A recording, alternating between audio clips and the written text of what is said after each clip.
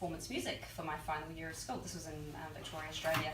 And he goes, oh, okay. And I'm like, yeah. And he goes, oh, but I didn't know you could play. You have to be able to play well. And I'm like, oh, yeah, no, I reckon I can. And he goes, play me a piece. And I'm like, okay. So I rocked off some Chopin or something like that. And he goes, oh, okay, right. So next week you're playing an assembly. So I was the shyest kid in the school. And literally, he forced me the next week to play an assembly because I was studying performance music after all. And when he was introducing me, I stood against the brick wall and I literally slid down the brick wall in front of all the kids in school because I was that embarrassed. And so what am I, 30 years later, standing in front of tens of thousands of Aucklanders, selling myself as to why I should be mayor. So getting yourself out your comfort zone will be a big theme of what I talk about today. I thought I'd cover a little bit about kind of where I've come from and some of my mantra, and hopefully that will resonate with some of you. Hopefully it will inspire some of you, and the rest of you will just think she's mad and I never want to do what she did. And that's cool as well, by the way. So I was born Matthew number 3. So third daughter, and my parents really wanted a boy. On top of that, I was a mistake that sold everything, like everything, and then I came along. But in hindsight, it was the best thing that ever happened to them, and I'm the only daughter left in New Zealand, and I look after them and all that sort of great stuff. So we've all come to terms with that and peace with that. But what it meant was that I grew up doing everything. So we chainsawed trees and mowed lawns and painted fences and everything like that, along with polishing the silver and doing the ironing and learning to cook. And in hindsight, that was really, really good from a number of perspectives. Little did I know when I was growing up, all I was taught was just do the best that you can. Education is really, really important. My dad wasn't educated. He left school at 15 to support his mum and pay for his dad's funeral. He took himself through night school, went in as a postie. Then back in those days they delivered the post for the people in his office, and he came out the managing director. So that was my model, was you go in kind of and you work really hard and you educate and you keep going, and we'll kind of come back to that. So I was always taught just to try really, really hard and try really hard at everything that I did. What came to bear though was that lack of division of labour actually served me incredibly well in the workforce.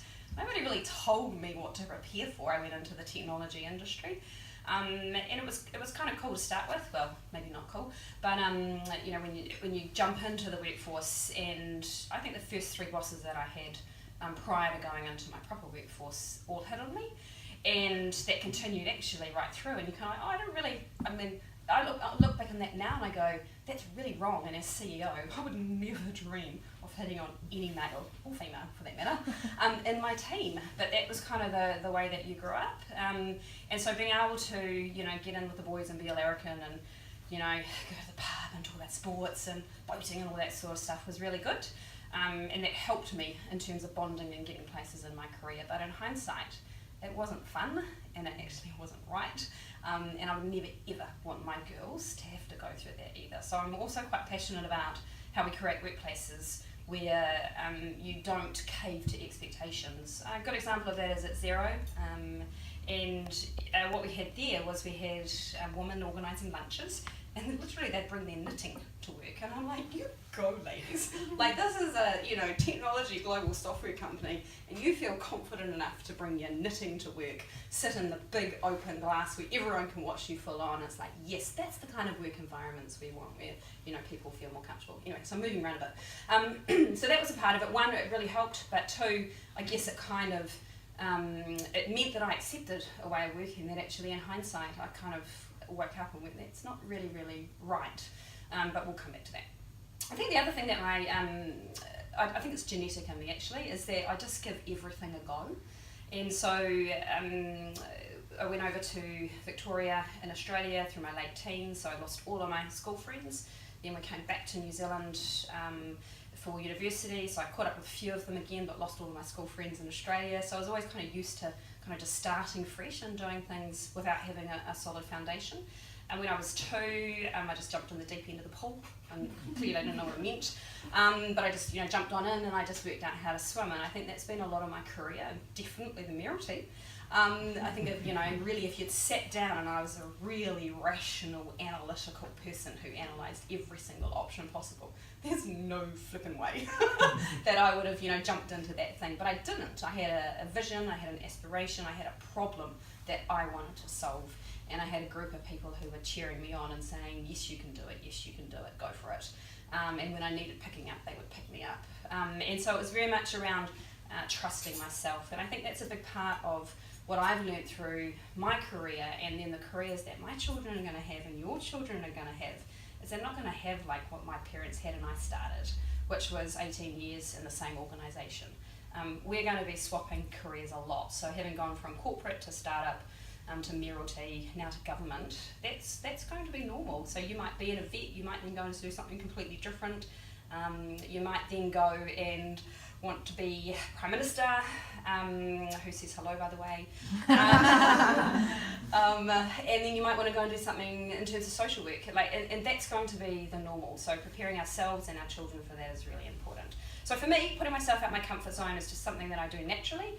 And so where did that kind of start? It started, I guess, at university, where I was just like, oh, well, whatever, I can just, although actually, to be fair, you are all way overachievers when it comes to university than me.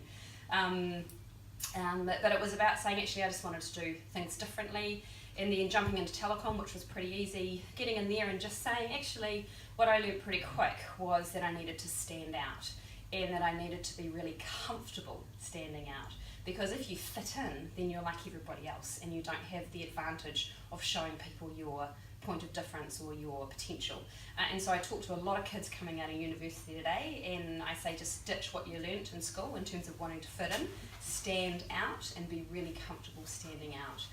And so I went from being an analyst through to running $1 billion revenue stream within about 5 years. Never done that in my life before. Biggest, huge learning curve, and that was basically the next kind of 15, 17 years of my career with Telecom, was just jumping from role to role into things. I remember going to a job interview with one of my managers, and there was a GM sales role, running all of Telecom's retail sales, which is, in hindsight, pretty interesting. Never run a sales channel in my life. Came out of the interview in tears, going, that was the worst thing I've done. I don't even know why I thought I could get it. And then he rang in the afternoon and said, you got the job. And so it's about, I think it's about backing yourself, it's about putting yourself out the comfort zone. And so part of the reason of going from Chorus into Xero, which was an incredibly great opportunity to work with a company like that, was to say, actually, I need to get out my comfort zone again. So making sure that you're never comfortable in your comfort zone, and that you're constantly pushing and challenging.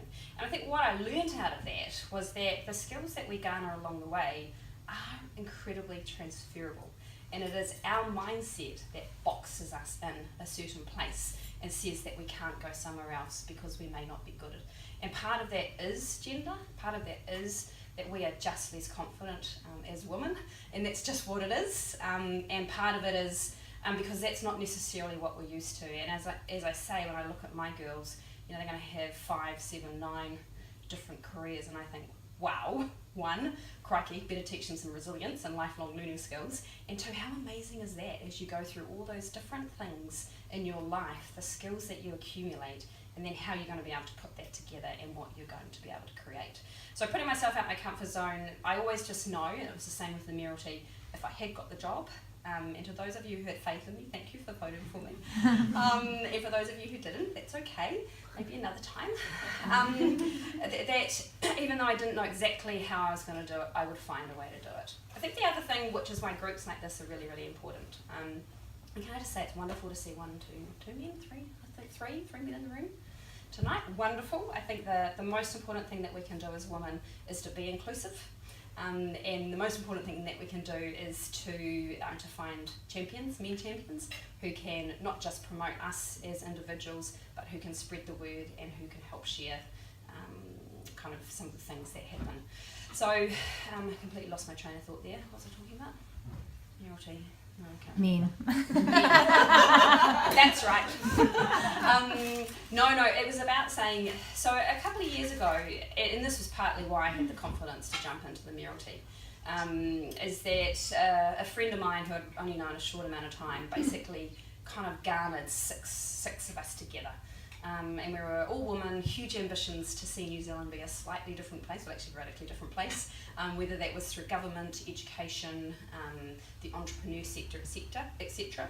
And we just kind of came together. Now we wouldn't naturally be friends, so they're not kind of like people who I would be best friends with, but we shared in common this ambition for New Zealand. And what we call ourselves the Sleepover Club. And that's because every kind of 3 months we get together and just kind of hang somewhere and solve basically every single problem that we can solve. But the point is that I couldn't do what I do without them. And I think that's the point of a group like this, is that, you know, as women we often need those people to boost us in terms of our confidence, to pick us up, to not be there to solve our problems. Like we think differently in terms of men and women, and we just tend to like to rant. And not have our problems solved. And so for me, if I didn't have that group of people, then I certainly wouldn't be where I am today. I wouldn't have got to where I did with the Mayoralty, etc. So I would recommend to any woman out there, especially women who have ambitions or share ambitions like you do here, is to not just come together around this group in terms of a formal meeting, but in between those times that you are there for each other, that you are picking each other up, that you are spurring each other on, that you are lifting each other's sights. And so that's been a really, really critical part of my success. I think for me, there's been so many lessons around diversity. I kind of know you're filming this, but anyway, I'll say it anyway. So one of the things that has motivated me strongest in life, which is completely the wrong motivation, and it is nothing against my parents because they're the most amazing, wonderful people, is that my mum was not allowed to work because that's just the era that my father grew up in, and she was given an allowance. And so every week, every fortnight she got her allowance, and it would run out 3 to 4 days beforehand, and she'd get really stressed as to how she's going to get the food and blah blah blah, and it's like, there's no fucking man who's ever giving me an allowance.